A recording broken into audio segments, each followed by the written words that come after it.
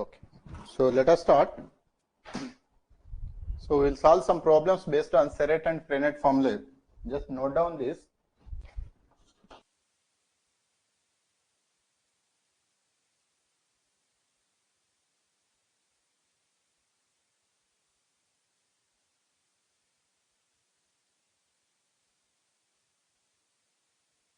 Got it? So we have the Serret and Frenet formulae. dt by ds is equal to kn and dB by ds is equal to minus tau n, right? So these are the Serret and Frenet formulae, and actually usually what he will be asking is he will ask us to find out the value of k and tau, right? There is one more Serret and Frenet formulae, but that actually just to know that tau b minus kt, so that is dn by ds is equal to tau b minus kt. So these are the three different Serret and Frenet formulae. But in the exam, what he is going to ask is, so he will be asking us to find out the value of k and tau. Got it? Or actually, he will be asking us to find out the radius of curvature and the radius of the torsion. So radius of curvature is 1 by k and radius of torsion is 1 by tau, right? Yeah. So this is how actually, so he will be asking the questions. In that, note down one problem. Find the curvature and torsion of the curve. Find the curvature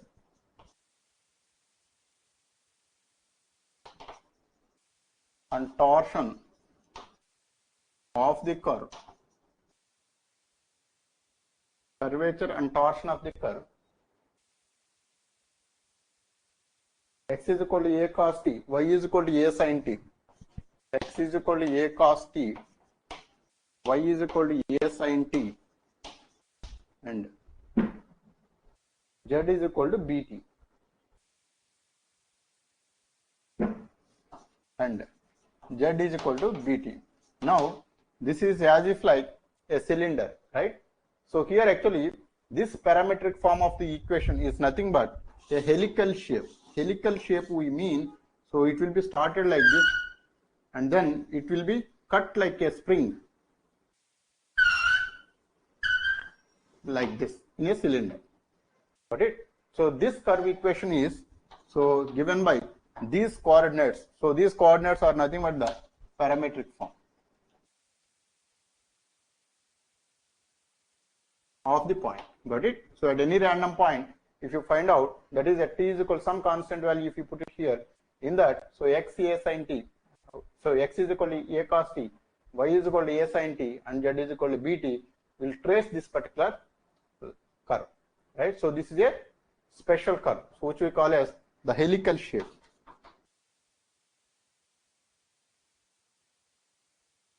So for that actually he asked us to find out the radius of curvature and the radius of torsion, or the curvature and torsion value, which are nothing but k value and tau value, right? So how do we find out this?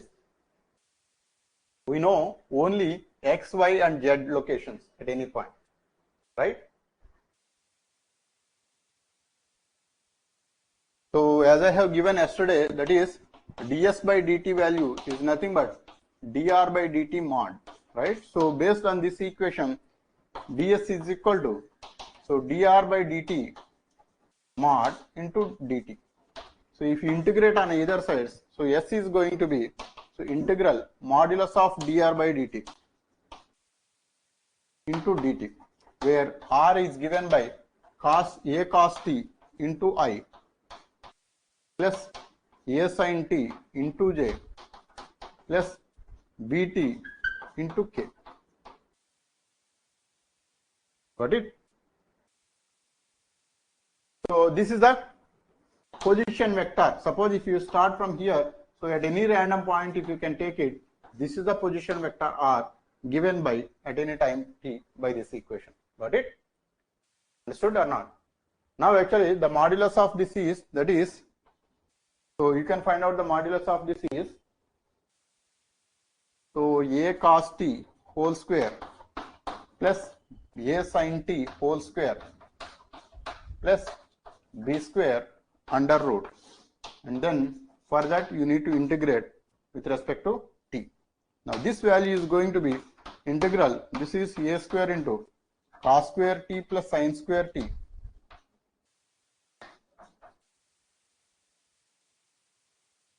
plus b square under root dt. So this is nothing but a square plus b square under root into dt. So this is a square b plus b square into t. So this is the value of s. Got it? So note down till this point. So this s value actually, if we start from the origin here, and then at any time t actually, if you want to find out the t value, so you can substitute even the limits also. So it will not make any difference. So this is the upper limit is t and lower limit is 0. Again it comes the same thing, a square plus b square times, so a square plus b square under root times t. Got it? This is the s value. Note down till this point.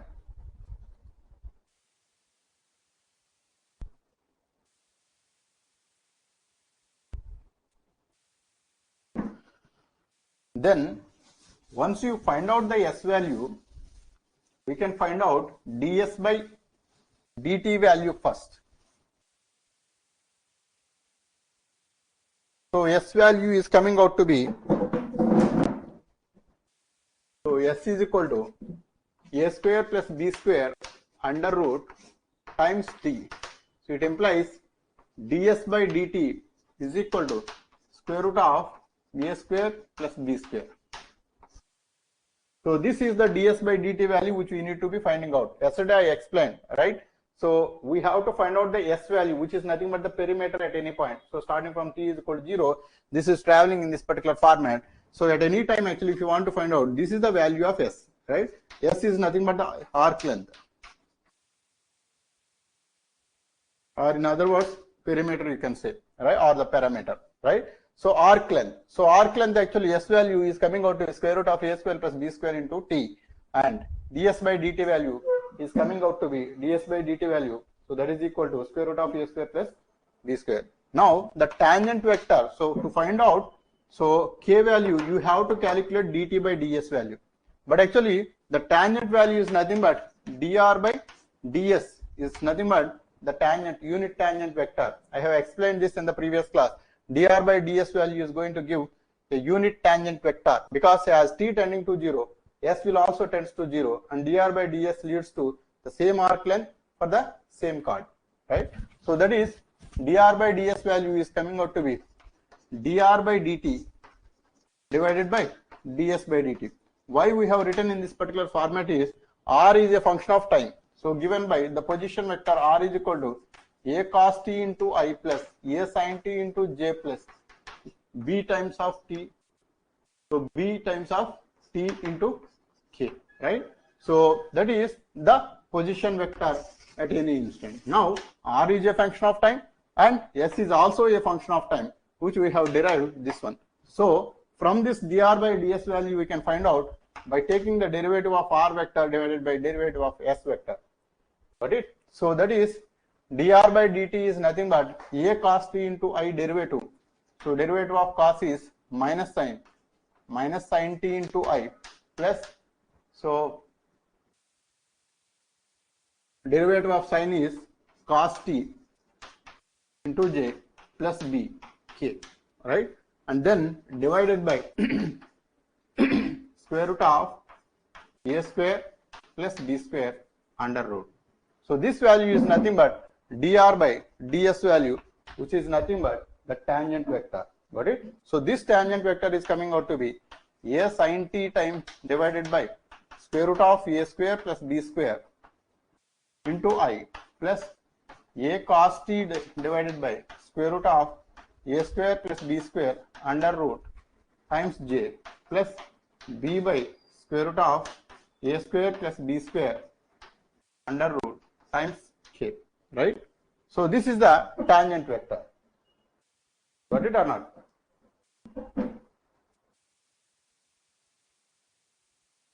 Understood? Okay. So once you find out this value, if you want to find out the k value, then you can calculate dt by ds value. So this is dt by ds is equal to, so this is kn, which is equal to dt by dt divided by ds by dt, because both are functions of time. So t is again a function of time and s is a function of time. Then actually you can find out the derivative of this.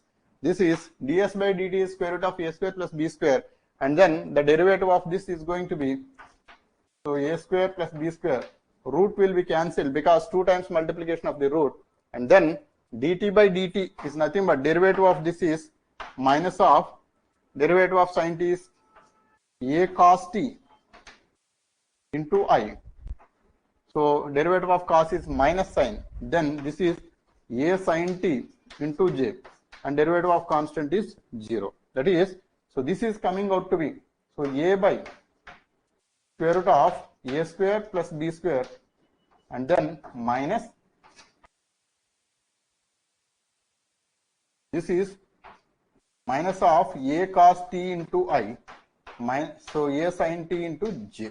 So a will go out, sin t into j. So this is getting multiplied by this a by square root of a by a square plus b square. Now this value, it is as if like this is equal to a by a square plus b square getting multiplied by minus this value is nothing but the n vector. Got it? So this is, I call this as k times of n, where k is equal to a by a square plus b square, and n is equal to minus a minus cos t minus sin t j. Got it? Understood or not? Any questions on this? So k value actually we have got. So that value is a by a square plus b square, and this value is nothing but the curvature. Here actually the procedure is simple. First actually you have to identify the value of the perimeter, which is nothing but the s. So s value at any time you identify it as a function of time and take the derivative of it. This is the standard procedure. Take the derivative of it. The derivative value is nothing but ds by dt, and then find out the value of t, which is nothing but the derivative of dr by ds, which is nothing but the unit tangent vector always. So that unit tangent vector is given by, so dr by ds, that value is again a function of time. Then based on the unit tangent vector, we again take the derivative, which is nothing but dt by ds, which will give the kn. So that kn value is nothing but the curvature into the normal vector. So n is minus cos t into I minus sin t into j. So that is the n vector. Got it? Understood or not? So from this actually we have got only the curvature. The torsion value also we should be finding it out. Noted down? Yeah. So now actually once you find out the curvature value, then the torsion value we can find it out.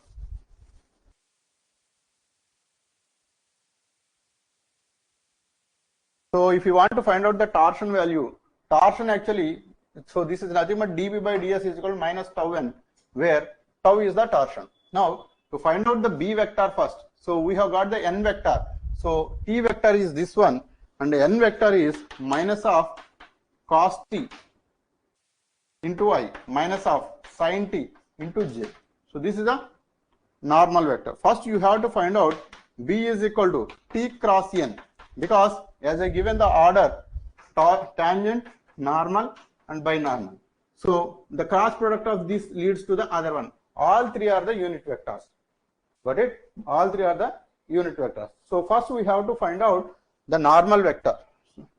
This is a square plus b square. So first we have to find out the binormal vector, which is nothing but I, j, k, and here minus a sin t divided by square root of a square plus b square, and then a cos t divided by square root of a square plus b square, and then b by square root of a square plus b square. and then at the last actually n vector is minus cos t minus sin t 0. So this determinant value we have to be finding it out. So this determinant value is nothing but b is equal to the binormal vector. So this binormal vector is b sin t minus b cos t plus a. B sin t into I minus b cos t into j plus a, okay, divided by a square plus b square under root. That's all. So this is the cross product. So you just need to do the cross product, AD minus BC. Similarly, AD minus BC. So for I, these two minus of this one minus j getting, so these two multiplications minus of these two products, and then k times of these two product minus these two product. So this leads to, so a sin t into I minus b cos t into j plus ak divided by square root of a square plus b square.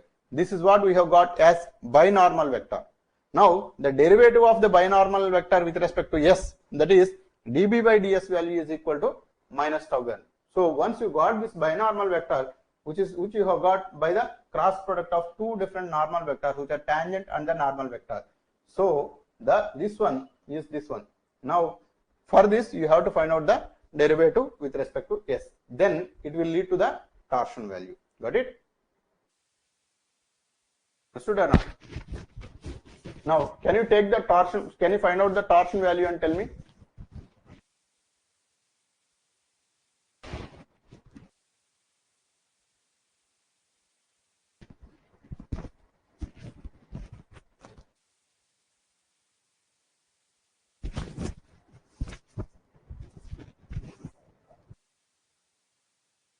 Anybody got the torsion value? By taking this vector b value, find out just dv by ds, that's all.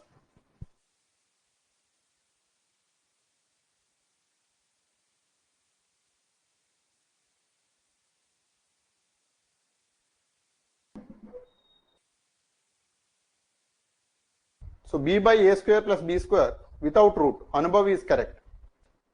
Yeah, that's correct. Right? So this is just take the derivative of that, that is db by ds is equal to again db by dt divided by ds by dt.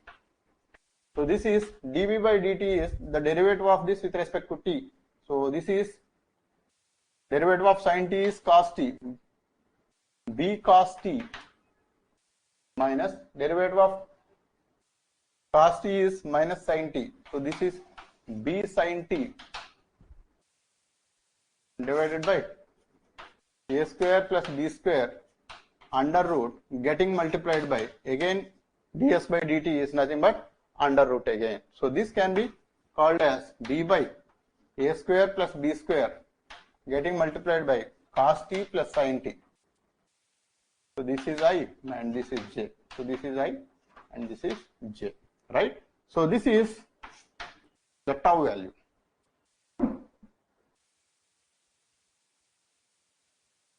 Clear? Any questions?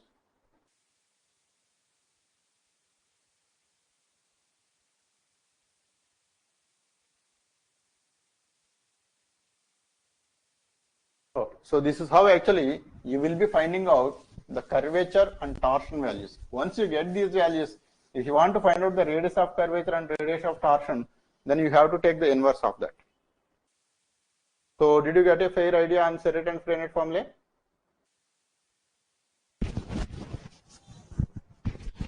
Yes or no? Yeah, great. Fine. So this is about mostly what we have covered is the UPSC syllabus. Then some miscellaneous aspects also I am going to cover it. That is, he actually mentioned that there is something called vector equations. The vector equations are nothing but the straight line equation and the planar equation. Now these straight line and planar equations are just actually significance of negative before tau. So that is just the convention as I told you, right? So that is when we take, So when we take the convention, see this, we have concluded the direction of the tau in the form that is by taking that, so that is by taking the t vector and by taking the n vector, right? Then it was proved that, so the direction of, yeah, so I think so the direction of b vector is coming out to be, yeah, dB by ds value. We found it, right? So that is coming as minus value. So this minus value actually, it is leading to the negative direction. Here actually the fundamental assumption here it is, we have got a vector. The vector of n actually is decided based on the cross product, not because of just a rule, correct or not? It is just based on the cross product. Cross product can lead to a direction which is perpendicular to both the vectors, that is b cross n vector, sorry, b cross t vector. So b cross t vector is nothing but the n vector, right? So there actually when we prove that the n direction, right?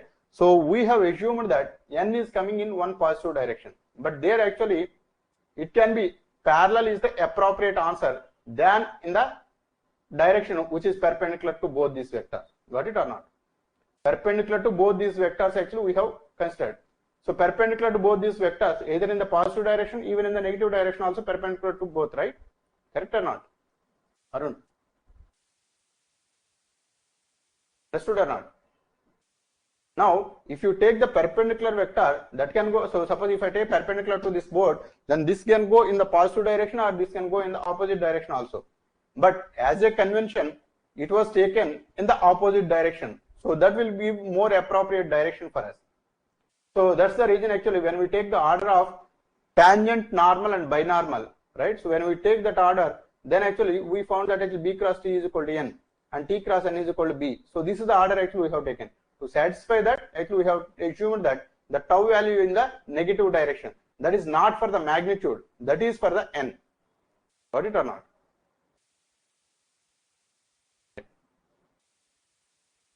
So yeah. So the vector equations are, so vector equation of a straight line. So this is actually one of the equation. Maybe sometimes actually we are going to use. So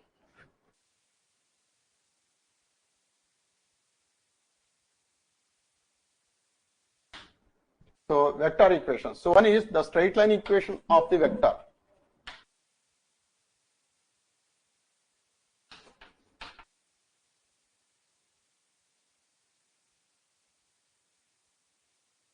Another is plane equation of the vector. Does anybody aware of these equations?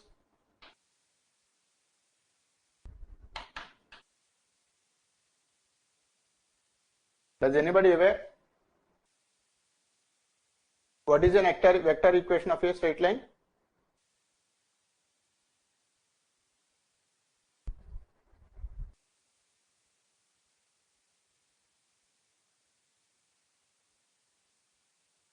Anybody?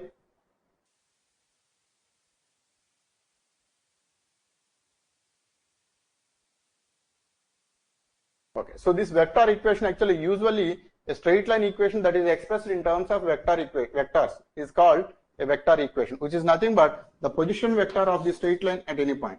Now this is more applicable for the 3D, so it will be more useful for a 3-dimensional vectors. Now suppose given a information saying that if the straight line is passing through a point and is parallel to a vector, then what is the vector equation of a straight line? So that is how actually the question is going to be asked. Now these values, let us say if it was given, this is x1, y1, z1 is the space point through which the straight line is passing through and it is parallel to certain direction. So let us say this is the straight line equation for which we want to find out the equation.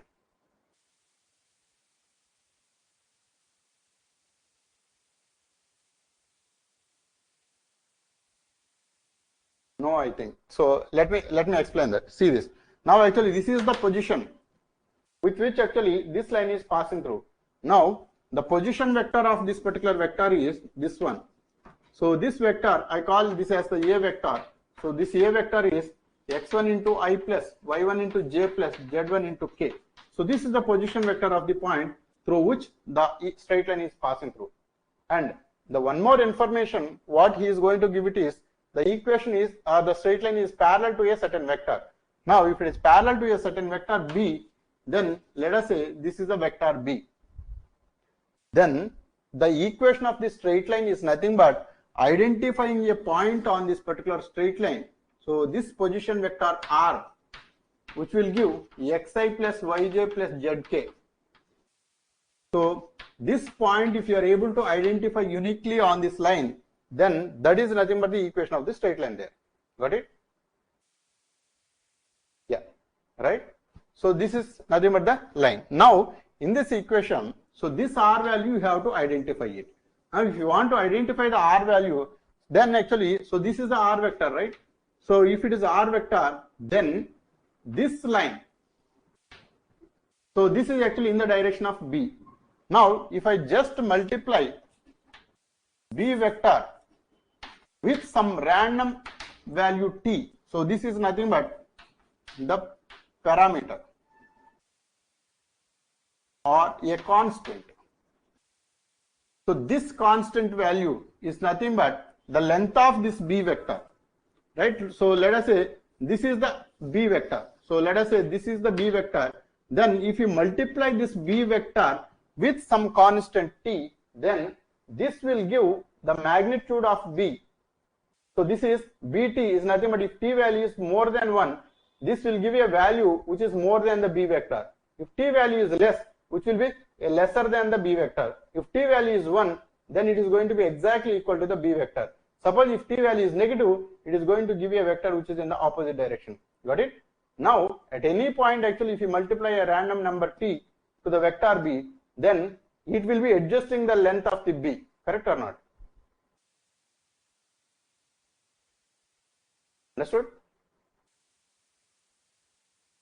So it will be adjusting the length of b. Now the length of b plus this particular vector. So this vector is e, right? So a plus bt. So this is the b vector, right? A plus bt will give this vector. So this is as per the triangular law of vector addition.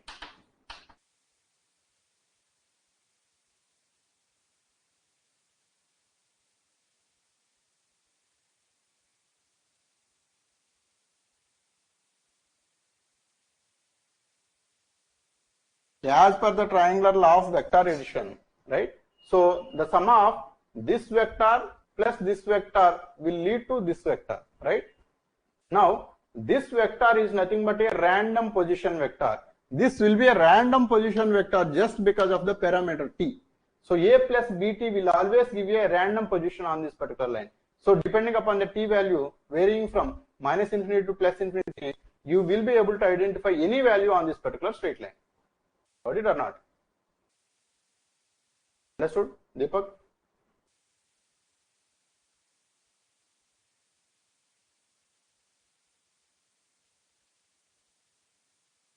Yeah. So your answer is correct provided if t is equal to 1, right? So that will give only 1 point. But actually if you multiply with this parameter t, then actually it will extend your range from minus infinity to plus infinity for the entire range of this straight line. Got it?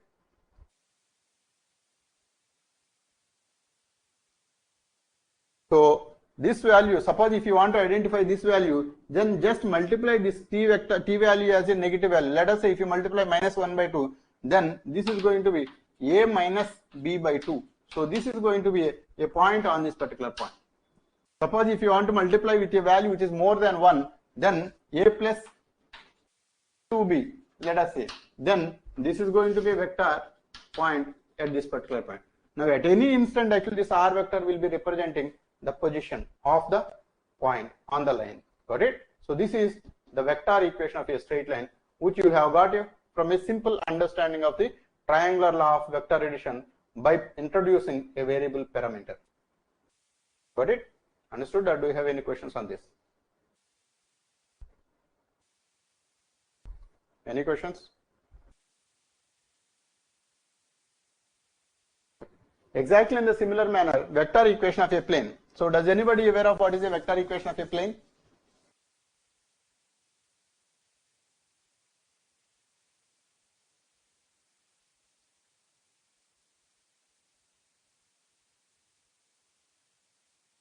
What is the vector equation of a plane?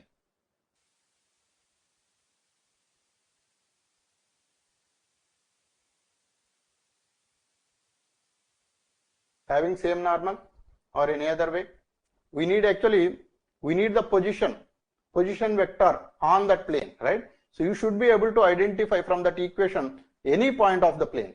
Now let us say this is a plane. Now this is a plane. Now actually on this plane actually you wanted to identify a random position. Let us say this is the origin. Now from this origin, let us say this is at a height of P. Let us say this is the height of P. And let us assume a unit normal vector. So this is n cap. So I have drawn a unit normal vector to the plane. Just imagine in your room, wherever you are there, just imagine the ceiling as one of the plane.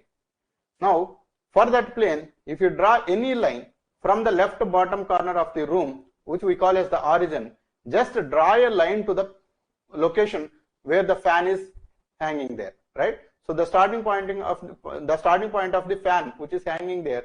So if you just join from the origin, that point is nothing but a point on the plane where you have drawn a position vector from the origin, that is left bottom 0, 0, 0, right? So that point is nothing but one point on the plane. Exactly in the similar manner, you should be able to identify every point on the ceiling.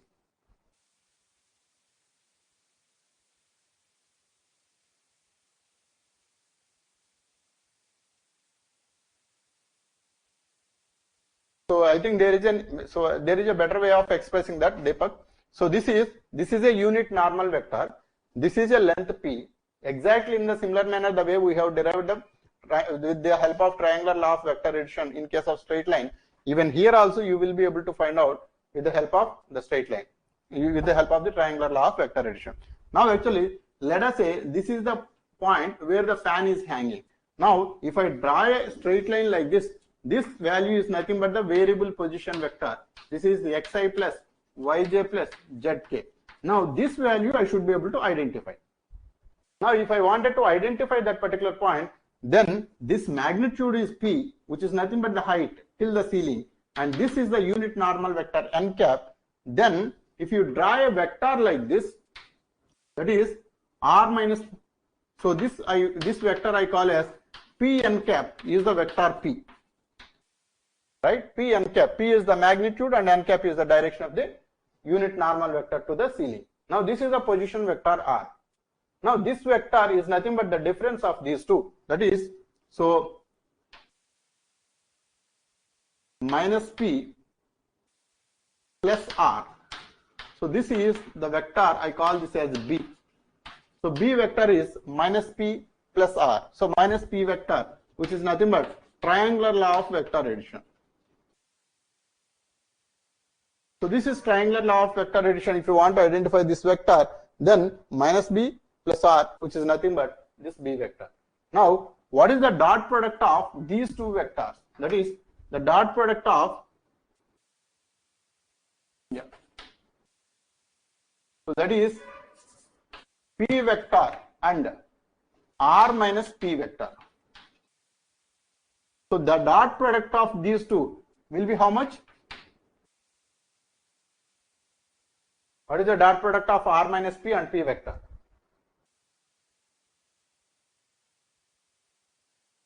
It should be 0, obviously, right? So why it is 0 is, just imagine that left bottom corner as the origin and then draw the height h till the ceiling, that is nothing but the pole of the left bottom corner, which is z axis, and then we have identified one point which is nothing but the ceiling of the fan. Now from that fan ceiling, draw a line on the ceiling till the z, where this z is started from the origin as a straight line like this. Now that vector is nothing but which is drawn on the ceiling is the B vector, and this vertical vector is the P vector. Now B vector actually we have got from this particular vector as per the triangular law of vector addition, minus P plus R is equal to this vector, because as per the triangular law of vector addition, the dot product of these two is nothing but the ceiling and this z axis is having an angle of 90 degrees. That means the dot product will be 0. I hope everybody understood this. Got it or not? Now this value P dot R minus P bar dot P bar equal to 0, or P bar dot R is equal to P bar dot P bar. So this is the magnitude value P square, and this is P dot R is n cap dot R, n cap dot R. So this value is equal to 1 by P. So P will cancel. This is P. So n cap dot R is equal to P, which is the magnitude. Or otherwise you can call this as, yeah, so I think this is enough. Yeah. So this is the vector equation of a plane.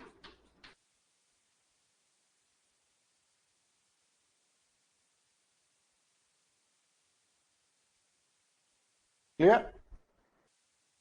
Any questions on this?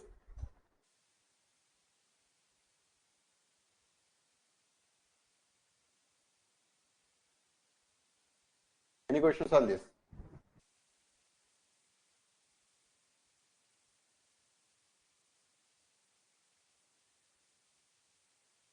So with this actually mostly we are done. Then actually, so in the next class actually I am going to deal with the spherical and cylindrical form of the del operator, and then maybe if possible I'll try to deal with some of the previous year questions so that we can conclude this topic altogether. So from 6th onwards actually Satya sir will be starting with the linear programming. Any questions you can let me know. See, don't worry about these things. Like actually those whoever is started late, maybe in December or January, right? For them actually it will continue. Like, so as in there is a serial order, that's what we are following, right? There is a serial order, that's what we are following. So everybody classes will be taken in a serial manner. So next topic is the real, so the programming, so that, yeah. Now don't worry about the expiry date. In case actually in time, if you are not able to, if we are not able to complete the syllabus, then actually we will extend it. Don't worry about it.